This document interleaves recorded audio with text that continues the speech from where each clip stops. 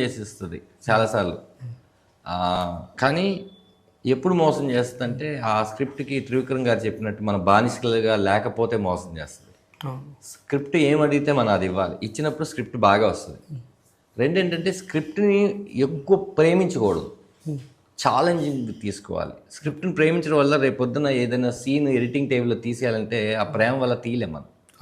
నేను ఈ cinema script విన్నది ఆడియన్ కానీ, షూట్ చేసింది ఆడియన్ కానీ, ఇంకొక ఆడియన్ ఎవరైనా నా వెనక నుంచి చూస్తూ సినిమా బాగాలేదంటారేమో, ఈ ఎక్స్ప్రెషన్ బాగాలేదంటారేమో, ఈ ఫ్రేమ్ బాగాలేదేమో, ఈ డైలాగ్ బాగాలేదంటారేమో అన్న ఒక ఒళ్ళు దగ్గర పెట్టుకొని, ఆ సేమ్ టైం ఒక పెద్ద డైరెక్టర్ కమ్ యాక్టర్ ఇలా ఉన్నారు, వీళ్ళందరినీ పెట్టుకొని నేను క్రాస్ చెక్స్ చేసుకుంటూ చేశాను.